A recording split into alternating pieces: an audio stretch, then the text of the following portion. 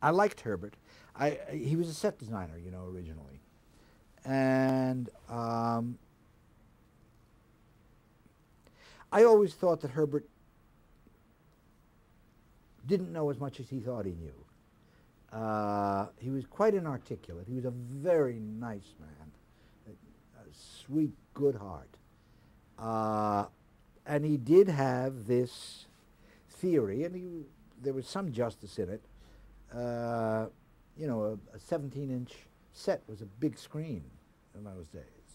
We're still just barely into rectangular screens. When did the round screens end? Do you remember what year? I don't. And the rectangular screens? Because that was a great leap forward, you know. But it wasn't that long ago. So his big theory, since most people had 10 and 12-inch sets, was close up, close up, close up, close up. I would argue with him a lot because if everything's going to be close up, you have no point of emphasis.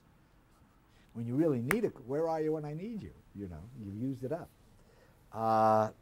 But he always had an exciting idea for material, an exciting eye for material. He was courageous about the material he chose, politically courageous. The blacklist, if I remember correctly, wasn't over. And I remember we did shows like Tragedy in a Temporary Town, Reggie's show, which politically was. Do you want to describe that briefly? And Jack Warden was in that? Jack was in everything. Yeah. Whenever I had a part for a male, Jack was in the show. One of my favorite actors ever. As I remember, it was about a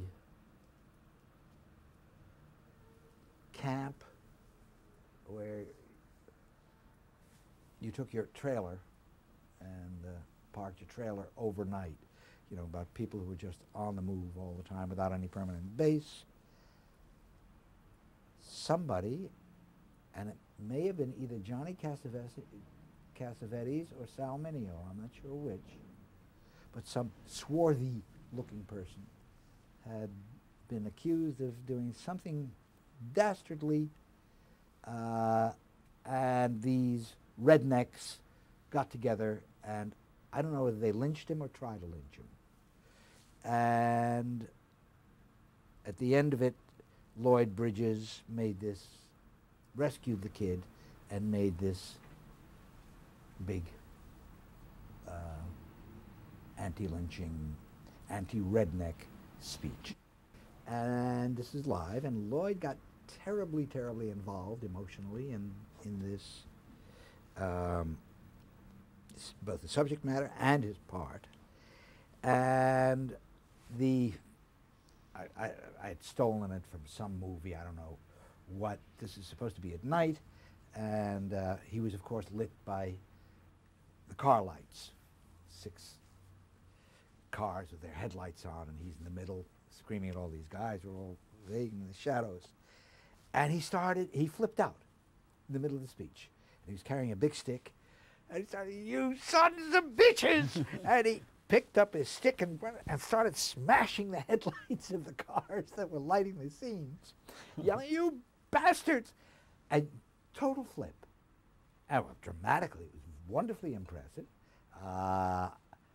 I don't know how many calls the CBS switchboard got, or NBC, or I've forgotten which network it was on.